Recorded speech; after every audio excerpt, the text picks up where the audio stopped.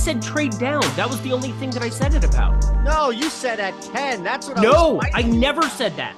No, I did not say that. Okay. Didn't say that at all. Well, then 0%. if that's the case, well, look, if that's the case, then I said if you trade down and you have a chance to get Bijan Robinson, you're the Philadelphia Eagles, with Miles Sanders off to Carolina, you do it. You just do it. I heard 10. Take him at 10. I said if you trade down, you let somebody else go up to 10, take the third wide receiver on the board or second wide receiver. I can promise you that. Like, I'll bet you right now, anybody right now, $100 flat, that Howie Roseman does not draft anybody at 10. Yeah, I would agree. It has to be trading down. Inside information. I'm with you. In the show. Hey, welcome in. It's a Monday. How about that? It is Monday, right? You've made it. It was a long weekend, depending on what you did, wherever you were. Now it's back to reality. The NBA playoffs have begun. Saturday was a fantastic opening day. Sunday was dog shit. Let's be honest. A lot of craziness was going on. Voided tickets to nonsense in between. People were screaming and banging on the windows with Giannis and now Ja. The whole playoffs have been put off. But here we go, Eric Lindquist, myself, Eytan, Shander, Mike Lawrence is producing. 3 of us are here with you on the Odd Shop. We have 2 giant basketball games, and I'm loaded up, man. And it's not just because Philadelphia, where you have tried already to convince not only myself, but fellow Eagles fan Mike Lawrence here to draft Bijan Robinson with the first overall pick, mortgaging the entire future for Robinson. How are you, my friend? I'm great. As you can see, coming into the door, we are just very calm and relaxed and collected. We have no takes whatsoever. All I know is the only really strong take that I've ever had is that I did say this to a friend. I said this before the draft that I'm obviously going to talk about. I said, if Justin Jefferson is on the board and the Minnesota Vikings don't take him, I will not watch another game in the NFL as long as I live. And I stood by that. Unfortunately, you took Jalen Reagor, and then we took Justin Jefferson, which I couldn't believe because Minnesota fans, we never have anything good happen to us. Look at last night. Just another example. Oh, you win the play-in, you get to play Denver. What a great matchup. Why don't you just go out and lose by 30? Sounds like fun. A lot of fun. We're having fun. But anyway, what we were talking about, Bijan Robinson, I don't care about running backs. I truly do think running backs don't matter, but they don't. There are 4 that I can think of in the last 5 years where I thought they were transcendent at the position. Christian McCaffrey, I think everybody felt that way about him because of what he can bring to a passing game. Saquon Barkley, you look at what he did Penn State at the Rose Bowl going up against USC. I felt that way about him. I also, if I'm going to be completely honest, I felt that way about Zeke coming out of Ohio State, but that was great for a couple of years until he got injured. And then I feel this way about Bijan Robinson. Those are the only 4 running backs I can remember ever being like, I don't care. Go ahead and take them with your first round equity. Look, I just hope Howie Roseman doesn't share your same sentiment. That's all I'm saying. Well, don't take him at 10. Trade down. And if you miss out on him, but that's the thing. A running back is a luxury item when you're talking about him in that spot. Trade out at 10. If he sits there at 20, 25, somehow, some way. He's not going to be there at 25. I know he's probably not because there's a team, there's enough competitive teams that see, oh, this guy he's loaded in the same way that Derrick Henry is. He has just that frame. He has that ability, and then he's just a better cutter than Derrick Henry. Like, there's no way that Texas was anything without Bijan Robinson the last couple of years. See, you're still looking at the NFL from the old point of view. No, because the game is just changed. Like there's a new era. You know what they say, like before the common era or the BC AD. Dude, you're so spoiled. You're so spoiled. You're a Philadelphia fan. You have Jalen Hurts. You're spoiled. You can't just say that the NFL. You can't say that this is the way the NFL is. I'm not even going. You think I'm going back to like Walter Payton? I'm just saying last year the game changed. Like right to last year, we're going to be talking about moving forward as a new era where Jalen Hurts is the hybrid. How do we get off this? We were going to talk. Is this just your way of not wanting to talk about Joel Embiid, the MVP? Maybe. And there's a drill going on outside. What type of drill? Like a fire drill? Oh, no, it's just. Oh, okay. Well, that's better than like you have to evacuate the building. No. Can you even hear it? If you can't hear it, I don't care. I can't hear it. That's fantastic. No, I can barely hear you. It's like I know you sledgehammer, a little bit of that. Oh my goodness. What do you say? What do you say? Plus 568, Tyrese Maxey, 25 plus 4 plus 3, same game parlay. Right off the bat. What do you say?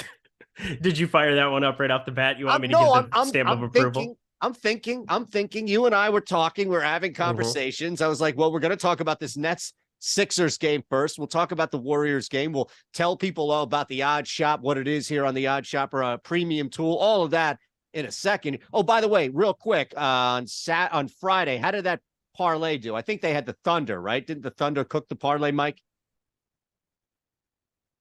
Everybody cooked the parlay. Okay, so we'll put our new parlay up. Don't worry about that. Our community parlay, but Fridays did not hit. So it's up to Eric and I, who have a pretty good record, by the way, when we're together. Pretty fantastic, actually. Look, Joel Embiid is not going to stop passing the ball. Tyrese Maxey did not have himself the night that I think people expected. The ball was spread around, which is a great thing. And Doc Rivers, I mean, my goodness, it was like one of these old Richard Dreyfuss movies where it was like Invasion of the Body Snatchers. He turned into Steve Kerr, 7 seconds or less, launch a 3. So if you expect that to go, there could be enough volume. I don't think Embiid's going to have this huge 50-point night. They don't need him to. Tyrese is going to have, in this series, Tyrese is going to have a 25-4 game. Why not tonight? Why not tonight, Eric Lindquist? Here's my thing, and this is where I'm a little bit torn with you, because I mean that last game was not competitive in any way, shape, or form. It was never competitive, and I think the main reason was you kind of alluded to spreading the ball around. How about Tobias Harris joining the party? 9 for 14, great perfect point. From 3, looked great defensively, was moving around, and you have these wings on Brooklyn. You know, they couldn't even keep DFS on the floor. They had no chance to go small. Joel Embiid, didn't even need to have the ball in his hands, but it was just his presence just kind of opens up everything. I'm kind of on the inverse of you, where I still think this team is going to just have massive James Harden and Joel Embiid games in this spot. Brooklyn, with as good of wings as they have, you're basically getting Cameron Johnson, Mikal Bridges guarding Tyrese Maxey in a lot of spots. I don't think you're going to see some massive Tyrese Maxey game in this series. I don't think it's really required. We had 8 shot attempts from last time. Right. It was a complete Spread, blowout. So it's with a spread game, though. Exactly. Right? And that's at exactly some point, it. Brooklyn's going to have to adjust. At some point, you can't just hold down Tyrese Maxey if you're getting beat by 30 points in a quarter. My question to you, though, and this is kind of where I'm coming at with this, because we can't talk about Maxey's lack of shooting. How many games do you expect Joel Embiid to have 15 shot attempts or fewer going forward in the playoffs? I would say in this series, you're going to find, look, you may find an outlier, whatever that may be. By the way, that moved up to 568. You may find an outlier, whatever that may be, in the second round, or if they go deeper. Yep. But it's probably going to come in like a closeout scenario in this series. And it may come in one more game, because look, this is a team, and this is where the history of what they've been through, I think, comes into play. This is a unit that has experienced multiple seasons of failure in the second round, where they have expended, so much energy in the first round. And Embiid has tried to win the MVP in the first round and been, I don't think that's going to happen. I think to a fault, you'll see another 2 games to answer your question in this series. I wouldn't be shocked. 1 would be my answer, but I wouldn't be shocked if we saw 2 more. Only in this series, though. Because, again, it's the reverse mentality. Does that make sense? Like, it's the reverse mentality of what they've been through over these past. Embiid's won the MVP. Yeah. I'm on board with that. That's just fine. I still think Jokic is the best player in the NBA, but I think Joel Embiid's the best true scorer in the NBA, and I'm just fine with him winning MVP. Like, I have no problem with it. Yeah, I mean, look, to be honest with you, if they gave it to Giannis, I wouldn't have a problem with it. Oh my God, you just Joker. That's it. Nothing about Joker impressed you last night. The fact that look, for a guy who has not made it to the NBA Finals in a game that is dictated by individual skill, it's hard to win 3 straight MVPs. Is there an individual in the history of sport that has won 3 straight MVPs in their respective sport without even making it to the final round? I get it. Joel Embiid has never been to an NBA Finals himself. So why I give it to Giannis? I would give it to Giannis over this. And if you made me start an organization with one basketball player in the NBA, I started with Giannis. So Calvin Weeks saying Jokic is a better basketball player than Giannis, huh? Question mark. I'm not saying that. I'm saying that what I see on a floor in terms of most valuable player, and the way I critique it, the way the word means it to me, is that I think you remove that player from the team and they're basically toast. And that's the way I feel about Denver. They would be one of the worst teams in the NBA. If you remove Joel Embiid from Philly, I still think they're serviceable because of James Harden, Tyrese Maxey. It would be very guard dominant. And then you could say the same thing about Milwaukee. I know we saw the inefficiencies against Miami yesterday, but Drew Holiday, Chris Middleton with a game that you prep without Giannis, they're going to look a lot different. So I think overall, like, again, I have no problem with any three of them being voted MVP any given year, really. But I'm with you. I think Joel Embiid, he deserves it this time around. I'm okay with that. Are you not cheating just a little bit, though? Because we've seen the other two examples. We haven't seen the example of Jamal Murray and everybody else healthy on Denver sans Jokic for an extended period of time. Like we've seen extended, but we saw a 3-game run where it was really hard to watch. It was legitimately brutal. I think they were getting the doors waxed off of them. Aaron Gordon had a couple of spots where they had to go completely nuts. They did beat Golden State at home without Nikola Jokic, which was pretty wild, coming down to the end. And that was with everybody healthy outside of Wiggins, who wasn't with the team. But pretty wild stuff that we've seen in terms of Joel Embiid, Nikola Jokic, Giannis. I don't think we've ever seen this much talent in the NBA at one time at any other period of the NBA. This is the best collection of centers we've ever seen. No doubt. In the NBA. No doubt. Right. And you can talk about Shaq. Nikola Jokic and Joel Embiid are the two best centers who have ever played in the NBA. And I'm pretty confident in saying that right now. Yeah, I mean, look, the people who see Wilt and have seen that will say, and I don't have a frame of reference, but right. I think there's a sense of domination by all means. By the way, you mentioned DFS, right? Dorian Finney-Smith. Yep. It's still up here as one of our stronger plays on the OddsShopper premium tool, which is essentially just beating the market. We're finding gaps. We'll give you a week free. We'll talk about it. We're not going to be, totally beholden to it throughout the show, but it's interesting because when you see something that makes sense and the market agrees or vice versa, you mentioned how little we'll see him on the floor and how much his minutes have suffered as a result of what Philadelphia is doing. Under 6.5 points at even money. I jumped on that at BetMGM a little bit earlier before the show and wanted to bring that one back up. Now we've got some other stuff we'll bring up and talk about bigger stuff here too, but that seemed like a very reasonable play, especially after what you mentioned as far as how limited we should see him because of what's going on with the Sixers. Yeah, I think one of the toughest things about game twos when it comes to playoff time is assessing what are the changes that a team that just got the doors blown off of them is going to make in the next game. You got to expect some different looks. I mean, you got really good, serviceable games for Mikal Bridges and Cameron Johnson, and it didn't mean diddly squat. They got the doors blown off them. And so I look at what Reed, that's why.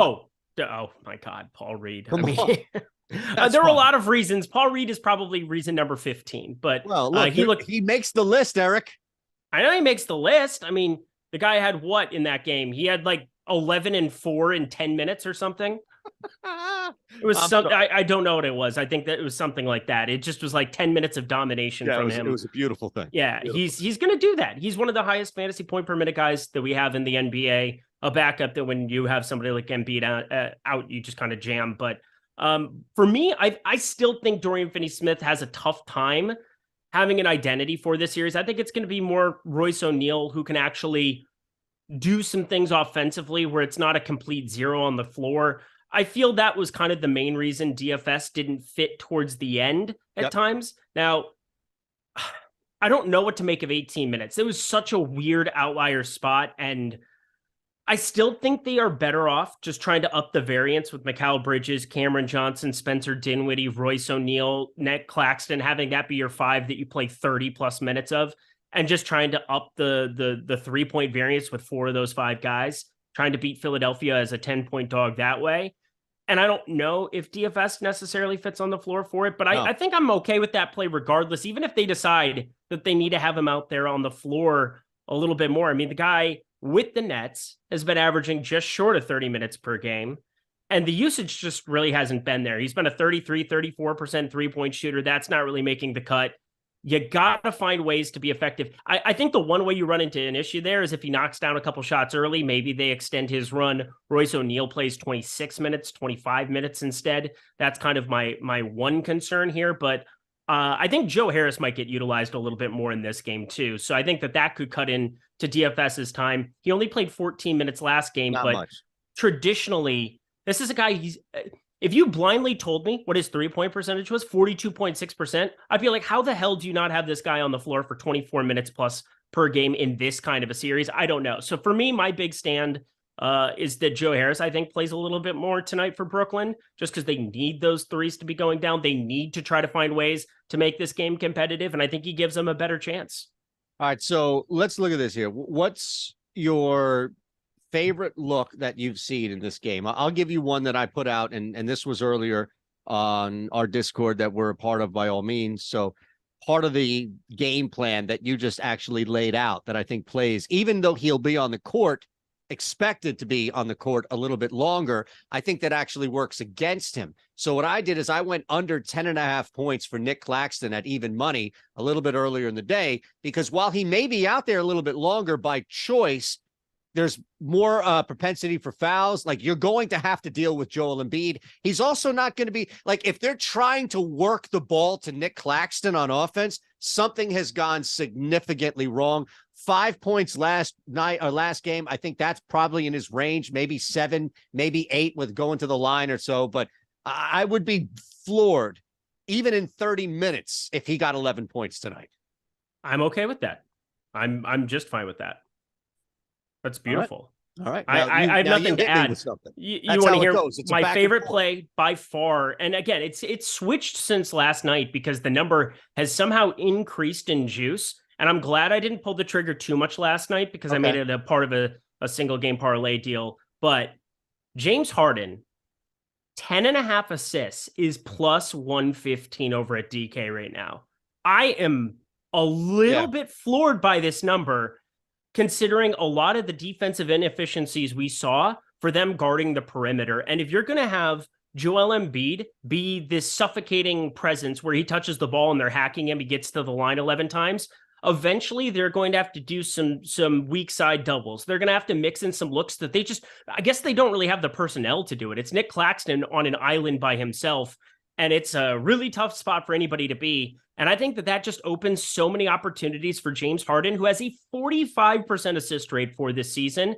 And if this game stays more competitive, which again, it's a 10-point spread, it wouldn't surprise me if it blew out, but like, we just got that script last game. James Harden had 14 assists, and he had more potential assists than he had in just about any game for the last month. I love James Harden to smash over 10.5. I would ladder this thing. I'm taking a look at some of them right now just to kind of like throw in a ladder type play. But I liked 10 plus assists was originally because it was part of a single game parlay for me. And then the 10.5, considering it's moved to plus 115 on DK, I think that is as good as it gets.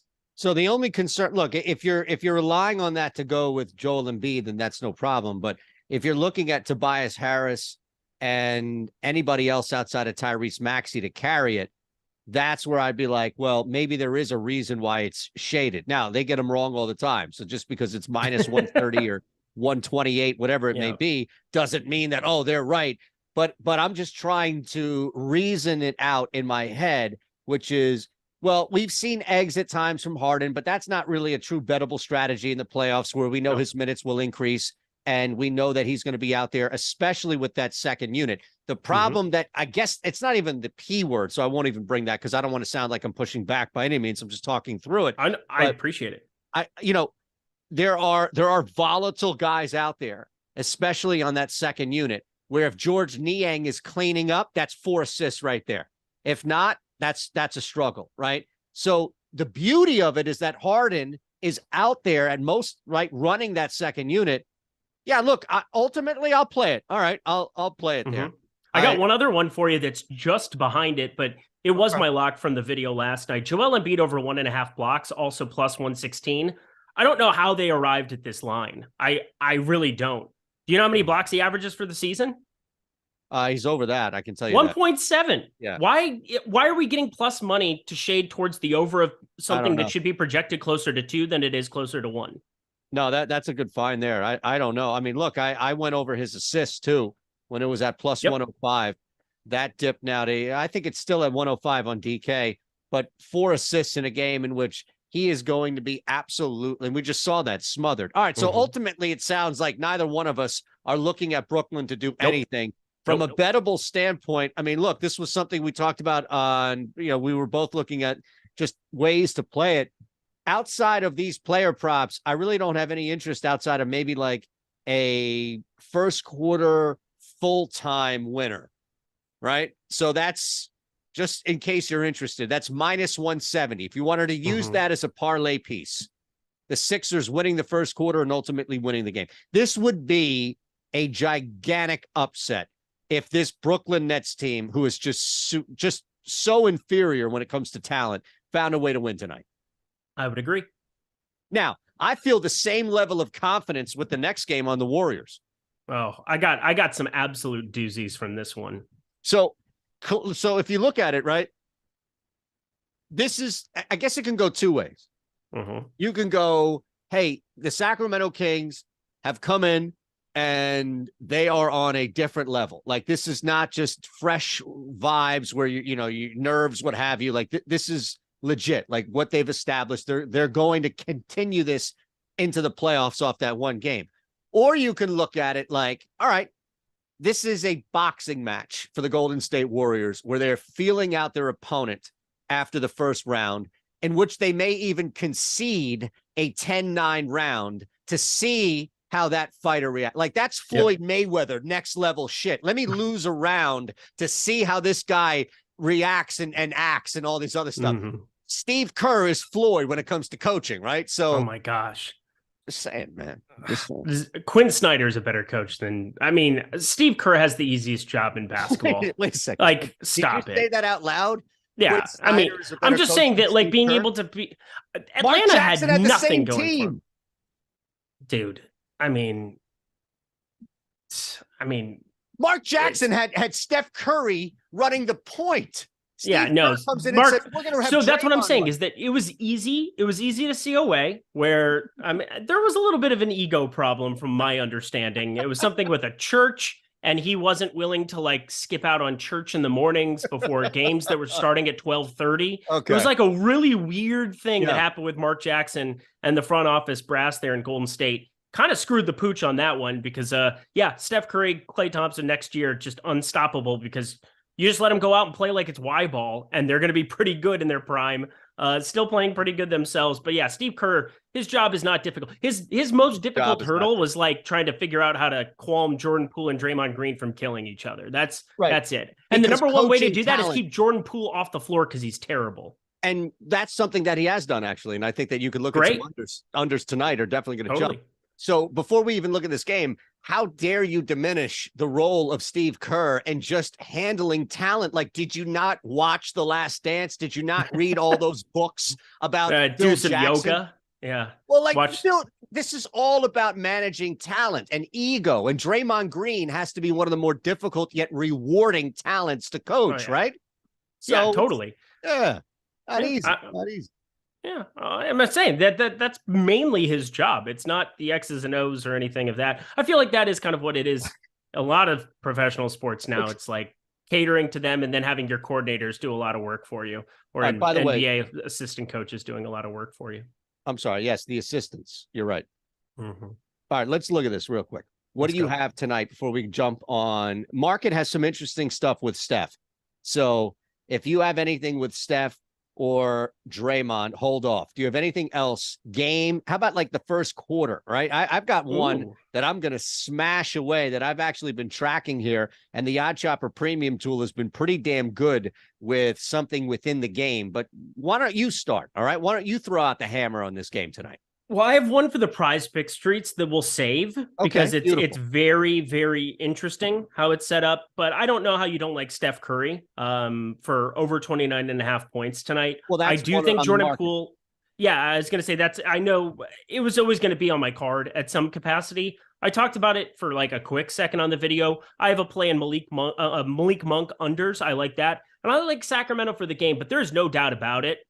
You get down 2-0, it's a difficult hold to get out of for any NBA team. History has shown us that. Even a team as good and as good at home as what the Golden State Warriors are. But Steph Curry, this number's at 29.5. It's 30.5 a lot of books. There's a 29.5 available at BetMGM. There's one that's heavily juiced over at Caesars. Stay away from that. I would be much more likely to bet the 30.5 at FanDuel, where it's minus 102, where, I'll take the 23 cents less for an extra point. I think that there's a decent comp going that direction. But 29.5, just, I find it hard to believe Steph Curry isn't out there chucking at will if this game is in any way in doubt. And I think that correlates with the other one. So those are the two that jumped out here. So Curry was over 29.5. And you mentioned the difference of where it is on BetMGM. That's why when you see on the OddsShopper premium tool, something like 5% XROI, it's beating the market by a full point everywhere else, except for one book where they're asking a just insane price for it. Yep. So that's one. And it correlates with a guy and I understand that you have two other stat categories here for PRA, but it would quasi, I guess, correlate into Draymond Green staying under 24.5. There is no real need for, look, you may get 9 assists, like you may get a high assist game from Draymond if that's correlating into Steph and maybe somebody else opening up the floodgates, but that's not points. And there isn't, I don't think, a pathway here to dominate the glass. But even still, like you could see a 8, and I don't know, 4, 5 type game, depending on how much he would need to score or something in that form. 24.5 is not a daunting number by any means. Market has it at 3%. That's on FanDuel going under that, but that does kind of piggytail a little bit to what you were laying out there and what we have as a smash, by the way, for Steph Curry, as you mentioned on BetMGM. Yep, that's fantastic. I also have a points play. I said I have a lot of doozies from this one, and this one's actually projecting out really nicely. If you guys listened to the Odd Shop on Friday with Ben and myself, my favorite play. So I ended up. That was you who ruined the community parlay. You didn't even bring that up. What? I brought up the fact that you guys screwed up the community parlay. You didn't even say anything. Well, yeah, no, I screwed up a lot of baseball last week. It was a disaster. Okay. But NBA's still been pretty good. And Giannis, everybody got their money refunded for better or for worse. It is what it is. But De'Aaron Fox, Giannis. I didn't, whatever. by the way. On a double-double. You didn't? No, because it was a 4-leg parlay. Oh, yeah, no. They didn't void the legs. They just busted the ticket. Fun. De'Aaron Fox, 27.5 points. My favorite play. So I ended up betting Sacramento for the series. I ended up taking them on Saturday as well, plus 1.5. I'm going to be taking them plus 2. The number's now moved. I get it. It's wild to beat Golden State back-to-back in a 7-game series, but I think Sacramento's very live. And my favorite bet was plus 320. I found a plus 320. It was plus 300 over at DK, but plus 320. De'Aaron Fox to lead the series in scoring. Because I said, if they're going to be competitive and we think that Golden State, struggles on the road here, and like De'Aaron Fox he's that dude right now. Got off to a really good start to hit that bet. I bet Draymond Green, Kevon Looney try to get a little bit more physical at the rim with him. He was basically getting whatever he wanted going that direction. And, I don't expect him to go 4 for 8 from 3 many times in this series. He's runs hot and cold from 3 from time to time, but it definitely opens up the lane for him. And Golden State, awfully good at defending the interior in general. So it was very surprising to see De'Aaron Fox be able to get as much success at the hoop as what he was. But I feel really good about that ticket, and I feel pretty good about 27.5 for him again tonight. I'm going to be shorting Malik Monk. I don't think we're going to run into any more crazy outlier games like that. I also think that if he doesn't have it going right away, that there's no way he's going to play 29 minutes in this game. He's routinely in competitive spots coming down the stretch, played 23, 24, 25 minutes. They didn't even have to utilize anybody else. Davion Mitchell could walk into a couple more minutes, even though he played 22. I think there's a lot of ways where things go south for Malik Monk. I don't see them going south for Fox or Curry. Yeah, outside of the player props, Keegan Murray, by the way, under 4.5 rebounds. I would go ahead and hit that. I don't think you're going to see. I know it was somewhat of a sweat as far as the amount of minutes that he played to rebounds, but I don't see that transferring over again especially in this game here tonight. So I went ahead and hit that. Outside of that, the second quarter was actually interesting. We have a couple of things that the market liked, but first and second quarters, 58.5. That actually moved up a little bit. 58.5 for the Warriors Kings. We have that on DraftKings right now at minus 105. So I'm going to hit that, especially as we've seen going to the bench and how tight things can get with rotations. And look, I think that also plays into Sacramento controlling this. First quarter total is the same number, but going over. So that's been the strategy. Over the first quarter total, under the second quarter total, right? Both teams in the playoffs, a lot of starter minutes, heavy, deliberate, like getting buckets, scoring, fouls as well. And then slowly as you go and dissipate into the bench, because it takes a little bit longer in the playoffs, you get less scoring out there. I like it. Do you? You don't have to. You're sharp with these takes, at least. I got caught up in the fact that somebody just posted, "Oh, Jesus Angels." I thought we had that one locked up, and they were up 5-1 after 2 innings, and then Ohtani gets shut down. Did they lose that game? They're up 5-1. They just gave up. Let's see how many. Yeah, they just scored in the bottom half here. They have 2-1, 1 out with Ref Snyder at bat. I cannot with this Angels team. This Angels team is trying to kill me. Like, they're trying to kill me every single time. Yeah. I have not bet a team more than this Angels team because these prices are just broken, and they get up every game. They were up 6-0 against Toronto, the run line and the money line, and everything else. Bet the other team. You could create an easy middle now that you know. I used to do this with the Phillies, man. When that bullpen was horrific, I would live bet the other team every time the Phillies got the lead. Why don't you do that with the Angels?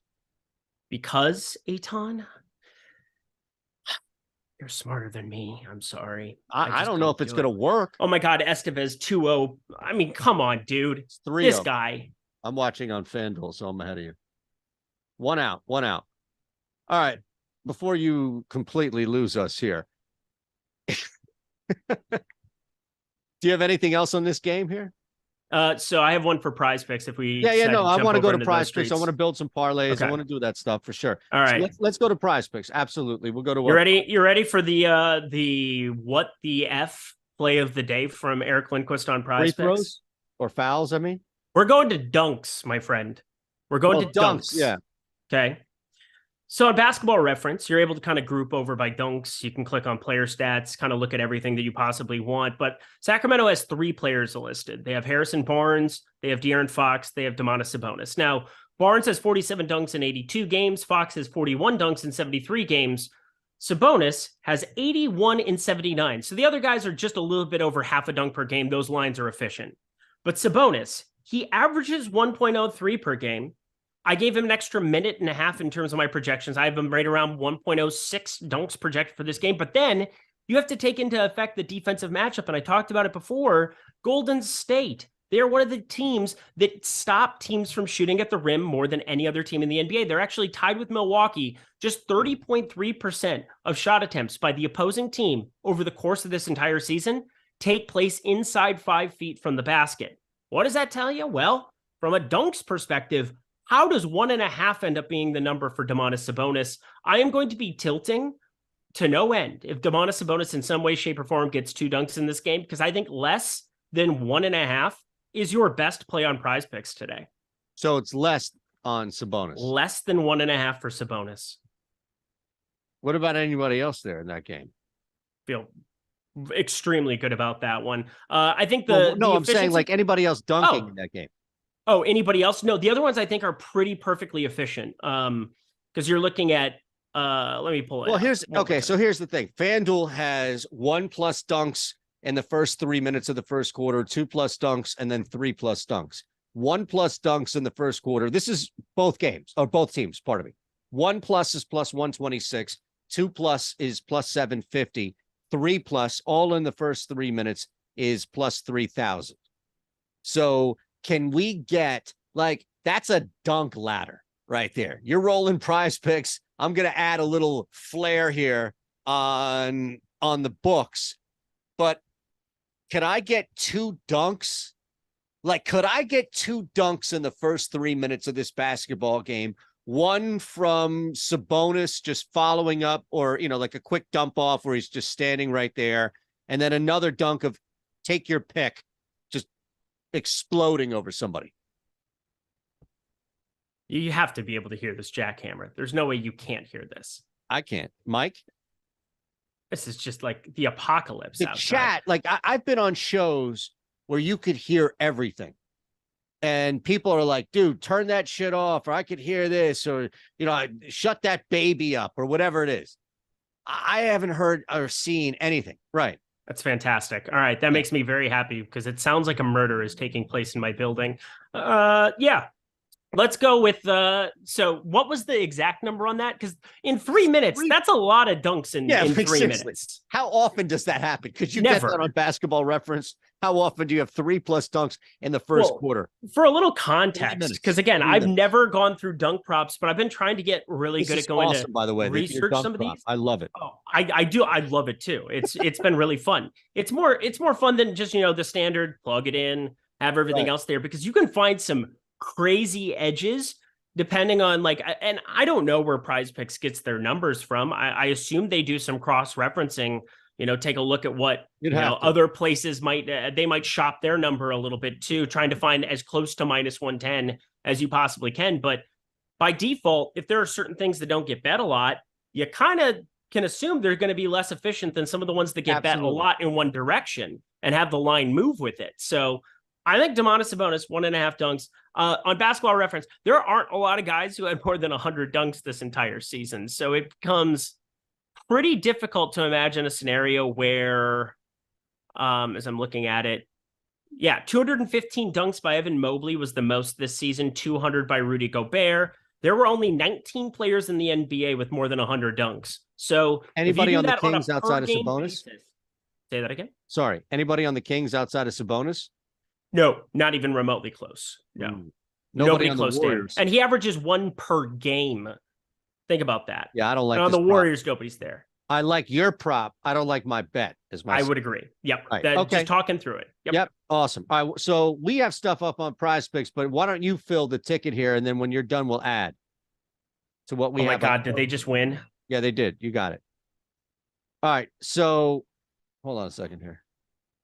Is that it? Do you want to just add that as the first play on the PrizePicks ticket? The dunks? Yes. Okay. Yes. Now we have RJ. See, all this stuff is popping up. Like, let's get rid of RJ Barrett. And now we have some baseball in there, which is not bad.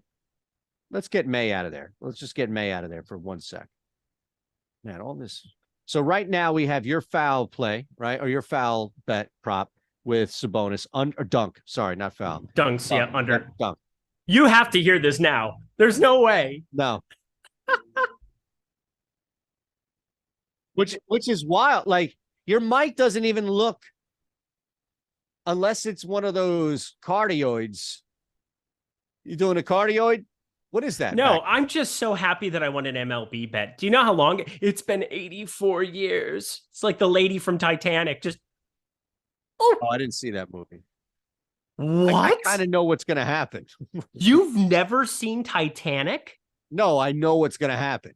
Well, I like movies where I know what happens in Pearl Harbor too, but also that's I didn't see that movie either. That's got sucked. Ben Affleck in it. Ben Affleck's on the no watch list. Remember? You know what I love though? If you ever saw Team America, they have Pearl Harbor Sucked and I Miss You. It's one of the greatest songs of all time. I miss you like Ben Affleck missed the mark when he made Pearl Harbor. It's fantastic. I think I saw Team America, but I was in a state where I wouldn't be able to remember much. I can imagine what that's like. Yeah, it was a long time ago. Well, probably when it came out. But the other movies, no. I mean, why would you sit through something where you know what's going to happen? I mean, seriously, what's the best movie that was ever really based? And I don't mean like Donnie Brasco, where they took like extreme liberties. Gladiator. Get out of here. What are you talking, Gladiator? Gladiator. Of books that have been handed down for centuries. Why don't you give me something a little more recent? Okay. The Patriot. By the way, fun fact on The Patriot. All right. Ready. Here it is.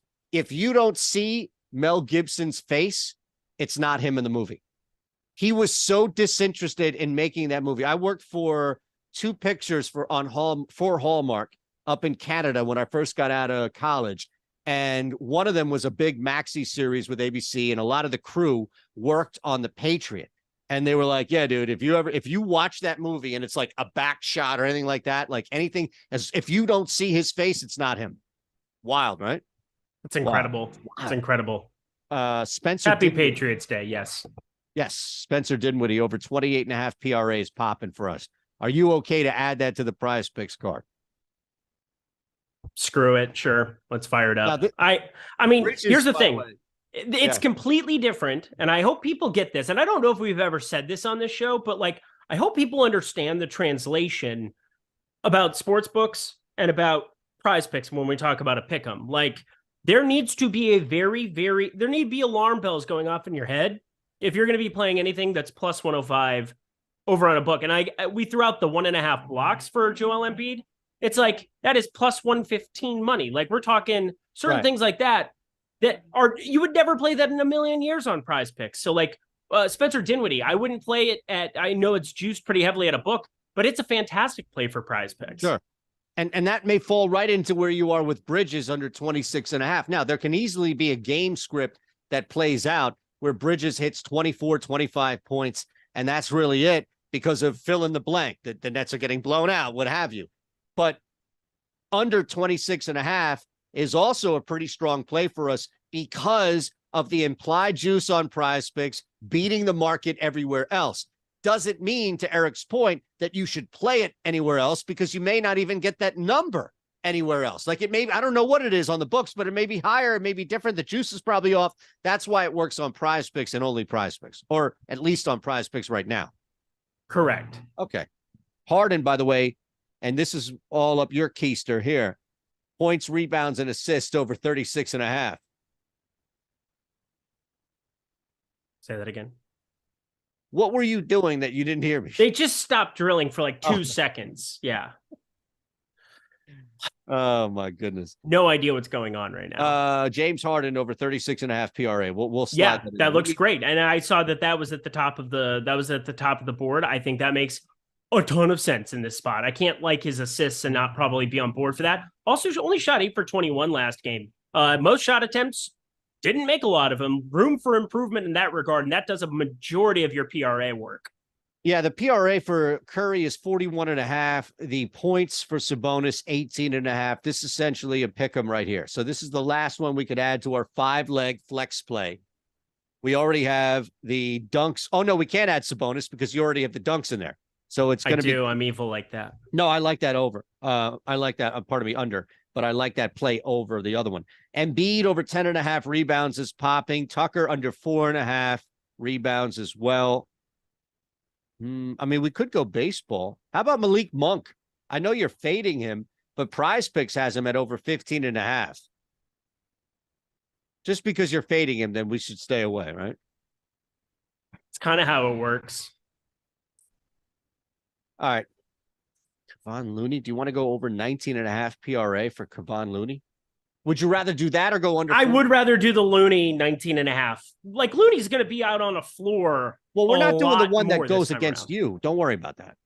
Say that again. We're not going to do the one that goes against you. Don't worry about that. That's nice. That's good. That's good. Yeah, we would. I was going to say, do you like Looney or Thompson under 4.5 threes better? So there's also one play, and I somebody just put it into the chat, and I just looked it up because I was very curious about it. Jack Koff, Clay over 0.5 free throws. You know how many free throws he averages per game, or makes per game he averages here? 2. 1.7. Yeah, close to it. Yeah, so it's like very close to 2. It's like, I think that's a awfully good play. All right, go ahead. Let's add it. That's fine. Yeah, throw it in for the people. Sure thing. This is the work that we put in for you. And yeah, what a great shout out. All right, let's go to the parlay builder, man. We got our ticket now. Oh, I see what he did. Jack. Hammer. Koff. Yeah. You got that?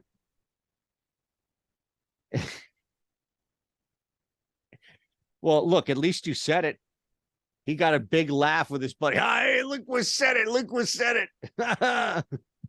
Blink 182. Take off your pants and jacket. Are you going to sing that one? Is that? Is that I don't know that one. Sorry. I don't. I don't know it either. Why not? I thought you knew the song. Why'd you Well, bring I know. it up? No, it's an album name. Take off Oh. your pants and jacket. Yeah, there's a lot of like, yeah. Let's see. What's the first one I can think of? Stay Together for the Kids is on that one. Rock Show. You definitely know that one. Fell in love with the girl at the rock show. No, no, no, no, no. You know that song. Stop it. Don't act like you don't. I don't really listen. Don't do this to me. 182. Well, let me see. What do these guys look like? So it's Tom DeLonge, Mark Hoppus, and Travis Barker. Travis Barker. Well, yeah, I know Travis Barker. Mm-hmm. Okay, I didn't realize. Okay, there we go. Travis Barker. He's smart. He I think he married a Kardashian. I think they're married now. That's probably a good decision for your life long term. Not unless bad. you're, No, I'm not anti. I just there's stuff that, there's plenty of stuff that I could put on that you wouldn't know either, right? Probably, but also it's the nature of like. I should know this though. Is that what you're saying? I should know this. All I know is that I saw them play at the Mall of America in Minneapolis when I was like 13 or 14. It was like the greatest day ever. It was fantastic. What's the most ridiculous venue you've ever seen a show in? I mean, I've seen a show at a black box theater in LA. That's pretty ridiculous. But actual venue? Well, no, it doesn't. I mean, it could be anything. Like I'm going to give you this spot up in New Haven, or that you probably haven't heard of, but that's pretty famous. A lot of legendary groups have been there. It's called Toad's Place. And at the time, it could fit like 700 people in there. And you would see like Public Enemy, like you would see like, Guns N' Roses, like you would see these ridiculous, whoever would be headlining. And I'm dating myself because I'm a kid at the time, but whoever it was like this gigantic event in the most intimate spot. And you're like, oh my God, these are like legit acts performing in such a small spot. And it wasn't like acoustic, unplugged. They were just coming in to crush it. So that's like the most absurd place I've ever seen anything. Yeah, shout out to El Negro Loco. He definitely knows it in the chat. My guy, Loco, the news god himself, coming in. Shout out to New Haven. I figured he would appreciate that for sure. Yeah, he definitely does. I mean, the Troubadour. So my very first modern pizza. I came in. I was actually with my cousin at that time that I was hanging out here with. She used to live in LA, but anyway, I got to go to the Troubadour, tried to sneak in to see James Taylor and Carole King. And I basically got to listen to them from like the other side of the bar. Nice. And was able to like get in towards the end of it. But yeah, Carole King, James Taylor, there were like, the Troubadour is not big. There's like maybe 300 people, 400 people in there. And they did like a video thing for the concert. It was unbelievable. Wow. That is super small right there. Yeah, James Taylor, Carole King, the Troubadour. It's the coolest venue in LA. So I know I went the opposite. I went from like you said, what's the weirdest one? That one was weird because absurd. Like when I'm coming to LA, you're expecting like Staples Center. You're expecting, you go to Hollywood Bowl and it's this whole thing. The Troubadour is the coolest venue in LA. Nice. Love it. Just curious. It's good stuff. All right, man. Let's build a parlay. We went to PrizePicks. Yes, sir. Let's go back to the tool here. I'm on DraftKings in Pennsylvania. Okay. I have removed everything, Mike, except for Keegan Murray under 4.5 rebounds, which is our anchor play on the board right now. 61% chance of winning with a 3% ROI. It's beating the market, as you know. Same thing with Dinwiddie under 8.5 assists. Now, this is a tough one because your logic and brain and game and past performance and everything that I think you would pour into, like I have admittedly been beaten multiple times over by Spencer Dinwiddie under assists. And I'm a little gun shy here. So I'm going to let this be your call and I'll ride with you. We ride or die together, brother. So if you say, no, we're going under 8.5 assists, then we're going under 8.5 assists. I just have to recuse myself from this. I left it up there though. Keegan Murray under 4.5 rebounds, Spencer Dinwiddie under 8.5 assists. I'd rather go over 28.5 for Spencer Dinwiddie. I'm on the same page as you where I'm a little gun shy. Yeah, the PRA. It's like a 1% difference in expected value. I think we've had enough correlation where we've been positive on pieces on the other side. Would much rather have in the parlay something positive for Dinwiddie. He didn't necessarily shoot the ball good last time either, but I've been far more on the side of his over assist props than under over the course of the last couple months in the Discord. So I'm on board with you. Where I think at some of these assist numbers, 8.5 looks about efficient. 9, if I had to, I'd slightly lean the under there, but I'm far more on board with the over of 28.5 PRA. All right. So now we are 2 games, 2 plays in. There is one, Harold Ramirez, under 1.5 total bases, is got a pretty decent shot, according to us, of hitting. It's probably not a play that you would do solo, but it does look like it's a pretty appealing parlay piece here. Pardon me. On the road in Cincinnati, they come off that win after everybody thinks they're going to lose every game following that 2-game skid. And who was it? Gas can tonight. So you're going to get a lot of heat from Green, but you're also going to get some hittable pitches. I imagine a mistake or two. Ramirez, I don't know. Maybe that's enough to keep Ramirez off under 1.5 total bags. Harold Ramirez is really good at avoiding strikeouts. He's actually the best on the Rays at 11.6%. He generally smashes lefties. That's more of his calling card, but been pretty good against both sides this season. So I'm happy to be taking. We're leaning on the over of that in Great American Small Park. Yes. No, actually, the play here on that's is on the under. Yeah, let me pull up his traditional splits here. Versus righties. I mean, he's been pretty good. Yeah, I mean, he's a lefty, just murderer. Over the course of 15 at-bats this season, 6 hits, 1.305 OPS. No, I'm not 870 right on right. I'm not playing that at all. Yeah, look, I'm going to be staying away from, and I love Hunter Green. He's my absolute baby. Sure. I think the stuff is incredible. I love guys who throw it over 100. He has 2 pitches, which when you see major league pitchers with like 8 pitches, they don't generally have a good pitch. Hunter Green only has 2, and it's because they're both incredible. It's just that he doesn't know where it's going half the time. So it's going to be tough to catch up with a couple of those. He will give some big moon balls up as well. Yeah, probably a stay away for me looking at it. All right, community parlay's done, but let's just finish this up real quick. Let's get 2 more in here. Boy, Chris Flexen under 4.5 Ks against Milwaukee is a little intriguing here to me. I just don't know if you think he's going to go. Well, what do you think about that first? I think it's okay. 4.5 was the number. Yeah. 4.5 is where it is. Unfortunately, I would love that to be 5.5. Yeah. So I there's some weird things going on with Milwaukee where Jesse Winker has like a sub 15% K rate, Contreras sub 20. I don't expect those guys to be continuing to do that, but you do get the Tellez, Brian Anderson, Yelich, Garrett Mitchell strikes out a ton too. They have been. I mean, yeah, you're right. Yeah, so there's an opportunity there for him, but he is so bad at striking out guys that I think the under of him for anything strikeout wise makes sense. He's at 10.9% now through 3 outings, 16.1% last year, 4.62. Yeah, we would want an under there. Okay, yeah, that makes sense too. And look, that's something that just, from doing DFS shows with you and looking at it now from a betting standpoint, just because you have a team that strikes out doesn't mean that it's activated by the pitcher. Like you actually have to get knock those guys down. Let's see. Why don't we go hockey? All right. Barkov just staying under. Alexander Barkov for the Florida Panthers, just staying under 1 assist. All right. Not being a facilitator. Can you be selfish tonight, Barkov? Like that's what we're asking Barkov to be, is one selfish son of a bitch. Do you think that could happen? I don't know hockey. I can't cover hockey. The tool knows hockey, and it's saying that we're getting plus money on DraftKings, which means that we're probably not getting plus money or plus 105. All right, so there it is. Murray under 4.5 rebounds. Dinwiddie over 28.5 PRA. Flexen, not flexing tonight, under 4.5 Ks. Barkov under 0.5 an assist. Just selfish. All right, community parlay, brother. You ready? I'm set. Yeah, I saw Kachuk and Barkov as well as goal scorers projecting out nicely for us. Everybody picking on Boston. I heard some guys were sick over there. I don't know if it's true or not. Yeah. Oh, man.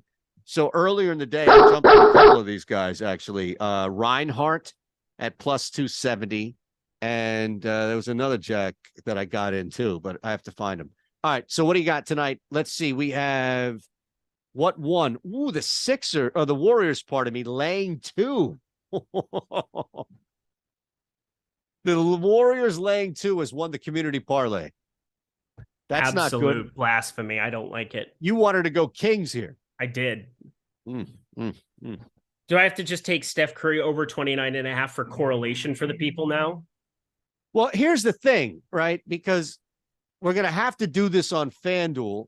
Otherwise, no other book is going to allow us to put multiple plays in the same game and just bet it. Yeah, Harambe Slayer is on the Kings. Calvin Weeks is on the Kings. I'm on the Kings. I love it. Like, not my president. Like, all this shit coming out right away. All right. So what do you got here? Let's do the James Harden. James Harden, 10.5 assists. I'm in love with it. Yeah, you plus really money. are in love with this. Yeah, I am. What's the number on FanDuel here? Let's find that for you. Well, no, it's fine. Now we can do this on any book because I won't go. I'll go Zuccarello anytime. How about that? No, I won't. That's way too ridiculous. Shit, we are going to have to go FanDuel here, right? Think so. Okay, just do that. Let's do FanDuel. I'm going to go under 10.5 points for not Speedy Claxton. I mean, come on. Speedy is number one on the all-time Claxtons. Is he not? Unless there's like a Joe Claxton that I don't know about from the 50s that would tell you that Wilt Chamberlain's the best center of all time. Yeah. No, mine is even money. Mine's actually, I don't know what it is now. Wait, I don't know what it is now. All right, real quick on the way out. FanDuel has this plus 108, by the way, over 10.5 assists. Good. Fantastic. By the way, one of these teams tonight that wins is going to be down. I don't think there's much value. Like, if you like the Kings tonight, just take the Kings on the money. Don't fuck around. Don't mess around. You don't need to do anything. Just take them. Take them. I did the +2. I'm going that's fine too. No, I'm sorry, Eric. I meant like there's no reason to go down the road that I'm going to bring up right now. Just play them aside. Gotcha. So exactly right. So real quick, final minute or so. FanDuel has these plays, largest comeback. Sixers to trail by 10 and win the game is plus 390. Sixers to trail by 15 and win the game is plus 1,500. Now, I don't think it's worth it, to play this with the Kings, because you're really playing with fire at that point and you're taking a dog in this scenario and pushing it. I think the value would be on the Warriors, but like you, Harambe, Calvin Weeks, and others, I'm leaning Kings, so I don't want to play Golden State. The only thing that would make sense in my head would be that Philadelphia comes in and says, all right, we really need to take our time here and not just go full speed to the door, or they take this team so lightly because it was so freaking easy. And we've seen runs and all this happen. Would it shock you if you were midway through the second, Mikal Bridges had 18 points and the Nets were up by 9, just needing one more point for this bet to hit at 390 where the Sixers come back and win it? Would it shock you? It wouldn't be. Nope, would not at all. 15 at plus 1,500? Is that greedy? I mean, that's a little greedy because you're asking them to come out of a hole and you're hoping it happens immediately in the first quarter, right? Like, that's the game script. Yeah, because a fantastic point on this bet. If there's any strategy on these ridiculous minus EV bets, it's when you're going to get the Sixers down 10 live at plus 390 and when you would get them live down 15 plus 1,500. Because to Eric's point, that's exactly right. You would need this to be like midway through the third in order for those lines to pop, and you're going to run out of time. All right, I'm going to run Sixers. I love it. Look at this. I mean, how many times have you guys hit the W on some of these? I mean, this is absurd.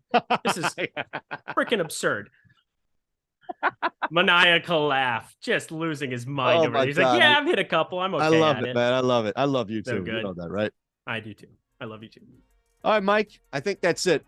Eric, would you like any parting words? They absolutely have not. Somebody figure out what's going on outside my apartment right now and make it stop. That'd be great. Thanks. But this was a lot of fun. Always is.